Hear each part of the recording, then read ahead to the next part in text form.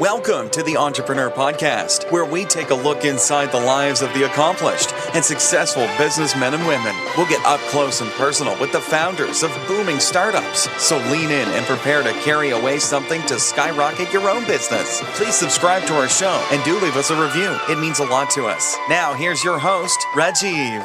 Hey listeners, welcome to the Entrepreneur Talk Show. I'm your host Rajiv Unnikrishnan, and this is the show where we talk about entrepreneurship and speak to great founders, entrepreneurs and investors. Today we have with us Amit Bhartia, co-founder at DoSeat. Welcome Amit. Hi. DoSeat is India's premium marketplace for two-wheelers with a focus on certified used bikes. So far only 0.2% of used bikes are resold, primarily due to a lack of a good platform. That's where DoSeat comes in. It provides all the solutions to all these complications and is an ideal platform for buyers and sellers to close the perfect deal. A brief on Amit. He's a rank-holding chartered accountant with over a decade's experience in working on building brands. Prior roles include being a co-founder at Local Banya, Comely, and eBay Motors. And Amit has also co-authored a patent that's India's first used car and bike pricing index. Ken, Amit, welcome to the show. Hope the intro was okay, and do let us know what's going on in your world today. Sure. So first of all, it's DoSeat. The do is two in Hindi. Do. Okay. Okay. 2 seats of a bike. Okay, got it. That's the relevance. But no worries at all. We always have to go ahead and do this after someone's said DoSeat, because how do you explain that in English, right? Absolutely. So that was a very interesting challenge to solve. So anyways, what we did is we went ahead and created the DoSeat logo across 11 scripts in India. So if you see it in any other language, you'll know it's DoSeat, but it's only in English that the first thing you'll say is DoSeat. But got it. Okay, got it. So before we start and get into the actual product, business, etc., any passions outside of work? Food and mixing music and badminton. Oh, great. Okay, let's dive straight in. So the inevitable question is, what inspired the idea for DoSeat? Previous experience at eBay or Bazi, when I co-founded along with my very senior boss and colleague Rajan Mehra. Yep. Whole the used vehicle marketplace, which is called Bazi Auto and then eBay Motors. And we created a marketplace for the auction of used vehicles across the country. Primarily, the supply of vehicles came from banks, where, if your vehicles, you defaulted on your loans, then those vehicles kind of needed a buyer so the bank could settle their dues, right? Correct. And we created, we started with that. It was supposed to be only for four-wheelers. And before we knew, in a period of 2 years, we were actually selling everything that had wheels. Okay. And hammer. You name it, trucks, tractors, construction equipment, and of course, two-wheelers. And the beauty about that platform was not so much about what was being sold, but the platform or the marketplace got created by us over a period of 5 years, creating 17,000 used vehicle dealers to be participants on that platform. Oh, that's huge. Okay. That is what inspired DoSeat, because 8 or 9,000 of these dealers were two-wheeler dealers. Fast forward, to 2015, and I realized that lots had been done in used cars, tremendous amount of investments, lots of good guys going out. Correct. It remained where it was, and that's what inspired me to go after these guys and make life easy for them. Okay, and what would the vision be for the company? We'd love for the customer to buy a two-wheeler conveniently and with trust. And a used two-wheeler actually empowers customers to either earn their livelihood or, follow their education easily. And it makes great impact. Great. So, initially when you thought of the idea, it wasn't just you that made this a reality. You have a co-founder also, right? Yes, I have Kalam Shah. He's my tech co-founder. Kalam was my first engineering manager at Comely a few years. And we built some products together. I love his honesty and honesty. And that's what, got me to pop the question to him when I was starting this. Okay. So when you thought of the idea and finally decided to do it, how do you validate? Did you do any MVP or just go straight out and launch beta?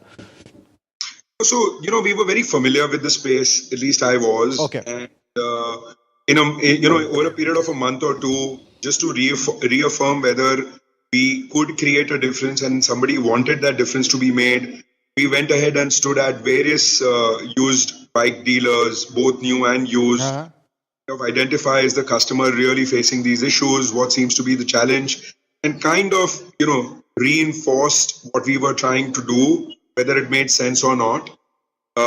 It also is always the best thing to do to give you what is your first product stack. Correct. And in any typical startup, you will override your first product stack. Yeah, absolutely. 6 months, and that's what we're doing now. Great. So, I mean, coming to the actual product is how does it work for a seller and for a buyer? So for a seller, we have the ability to go out there and inspect a vehicle. We've created some, simple technology and a mobile app that allows an inspector to go out there and inspect a vehicle across 80 to 85 parameters. Okay. The basic idea here is to know what is wrong about the bike. Correct. So that that can be informed to the customer. It is also the second big, the one biggest thing that doesn't go well with bikes is ownership details and paperwork. And that is a part of the inspection as well. And the third is a great set of images, so that the customer doesn't need to read everything. He sees a few things and he knows whether he should shortlist that bike or not. Okay. So for the seller, it's a layer of trust and credibility, and it comes out in form of a rating. And for the buyer, it's about shortlisting amongst all the bikes that he wants to buy, either in a particular budget or of a particular brand. Which one should he opt for, so that he doesn't go around town looking at tens of bikes before he decides to buy one. Okay. And once he decides, can he inspect the bike before paying? Absolutely. Okay, The transaction doesn't without that. So our job is to help him shortlist. Our job is to ensure that he comes for that inspection, knocks the tires, negotiates, because it's a second-hand asset and there can't be a fixed price for this. Buyer would want to buy something at a fixed price, and then make sure that if both the guys are really flexible and genuine about closing the transaction, we aid that, and then we support that with warranty on the bike, with free services on the bike, to make it a really pleasurable experience for the guy who almost believes that he's buying a new bike. Okay. And so where does the revenue come? You take a commission of the sale price? Yes, from the seller or the dealer for whom we facilitated the transaction. Okay. And now in India today, I mean, we have a lot of second-hand car dealers, of course. I mean, online and offline. Are these guys? I mean, I'm sure they're doing second-hand bikes also. Is there a lot of competition? Yeah. So there are huge amount of used bike dealers as well. The only thing is, these folks aren't really recognized. Their profile is not that great. You'll usually find them in the suburbs and exteriors of cities, and it's not really massively convenient to find them or to be able to trade with them. And we believe that this will really change over the next 2-3 years, because used bikes are now starting to get integrated into the whole two-wheeler ecosystem. Correct. So in terms of funding, I mean, initially, of course, bootstrapped. Are you still bootstrapped or? No, we did go ahead and raise a seed round early on. Okay. And the idea was to have what it takes in terms of resources, for the next 18 to 24 months. Correct. So that we can patiently go about this. And we were successful in doing that. Great. And what is the two-wheeler industry like, and the opportunities like for the growth for you in terms of market? So India is the world's largest two-wheeler economy. Right? The only place where two-wheelers are consumed a wee bit more, maybe Indonesia.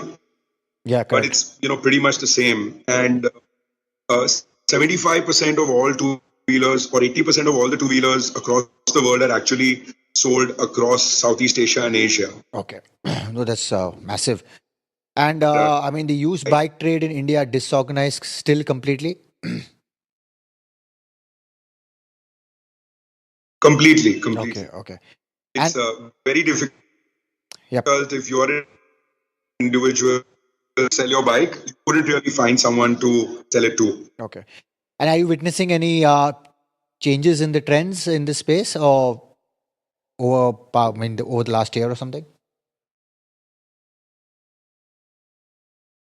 And it's being inspired by what's happening in the new two-wheeler space. So as livelihood of people is increasing, Correct. and also their desires and demand to own a better bike are increasing, people are exchanging their bikes to their used bike to buy a new one, and that is creating a lot of supply and hence a lot of demand in this market. Great. What is your team size currently? Yeah, we're about 30 folks. Okay, great. We operate across 15 cities. Okay. And do you see any major challenges faced by, let's say, the autos marketplace in India? So for all auto marketplaces, the challenge is basically the behavioral challenge of people starting to adopt the internet more and more to make a decision Okay. around purchased car or bike, and you customers successfully complete a transaction and yet make unit economic sense from the same. Okay. So moving out of the business part, I mean, over time, who has influenced you most in life? I think I'd have to say my father, Okay. and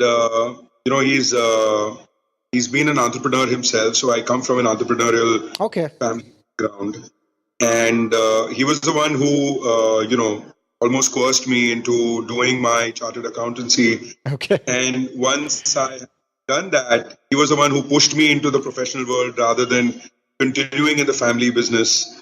And that's where I shaped everything that I am today. Okay.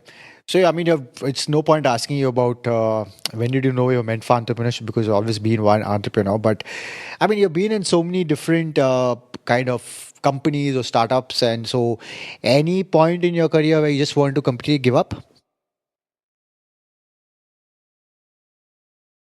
No, I'm actually blessed. I did not face that point at all. Okay. I've been in great teams with brilliant co-founders, most of them who remain friends and advisors and mentors. And this is the fourth startup that I am involved with, and I'm absolutely loving it. Excellent. Yeah. I mean, so any new new feature or launch happening presently that's getting you and the team really excited? Sure. So it's a little more actually deeper into our business. Demand is being created because people want to exchange their bikes for a new one. Mhm. So what we've done is we've tied up with OEMs or two-wheeler manufacturers and created a digital exchange process to help this entire exchange that happens at the showrooms. Okay. And even otherwise. And that's becoming really, really exciting and starting to take off big time. Okay. And I mean, when you're hiring for your team, any particular characteristics that you're looking for? So one of the things I always do, or it's really worked for me across my career, is I've always been successful in hiring folks with references or people who've applied themselves versus trying to dig people up through hunters. Got it. And the second thing is, even across my previous companies, I was always the guy who interviewed last to figure out if a person would be a great fit for the team or not. Okay. And that is something that I continue to share as that little whatever you call it, intelligence, or I don't know. Okay. So, I mean, you've done 3 successful startups before this. So, what do you believe is the most important element to success in starting up and then also running a business? Hard work doesn't go by. The second thing is having faith in your people and their abilities and continuing to motivate and inspire them. And then the third one is, it's very important to run a startup as a startup versus giving into the temptation of, running it as a medium or a large size company. Correct. Some of the best advice you've been given over time? Build things slowly, steadily. At the end of the day, it's got to make a difference to someone. Otherwise, it's not worth it. That's true. Very true. Okay. And I mean, where do you see yourself in your business, let's say, in the next 2 to 3 years? We believe we'll be doing what we are doing today. Only thing we'll be doing it at a larger scale because this is a huge market. Correct. There's about 125 million bikes in India on the road. So we've got a long way to Absolutely. go. And I hope, in the next 2 or 3 years, we are relevant to consumer and this industry. Great. All the best with that. So we come to a part of the show which is a quick fire round, simple, brief answers. Okay. So when people ask you, what do you do? How do you answer that? I think startups, and it says it all. Okay. When you think of the word successful, who is the first person that comes to mind? Sorry, patchy connection. When you think of the word successful, who is the first person that comes to mind? Let's see. This boss who now runs this VC Ventures. Okay. What do you excel at that people might not realize? My knack of being able to figure out people, their motivations, Okay. their fit. What is something that you believe in that other people think is insane?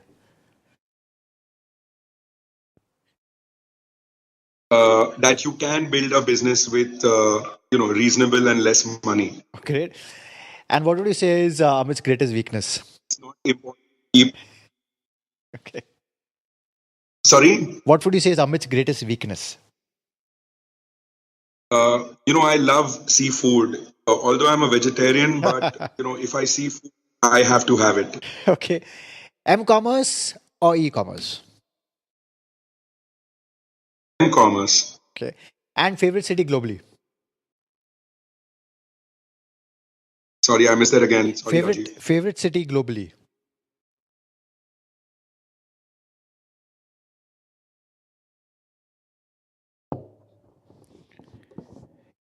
Your favorite city globally? My favorite city, right? Yes. It's New York. Oh, same here. All right, Amit, any last thought or piece of advice that you may have missed that you want to give our aspiring founders and listeners? Well, not so much advice, but just a request that you plan to start up, get in.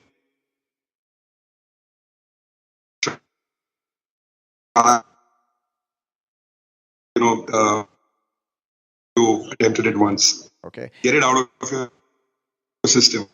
Try it once. So please let our listeners know how they can reach you and also Doseat.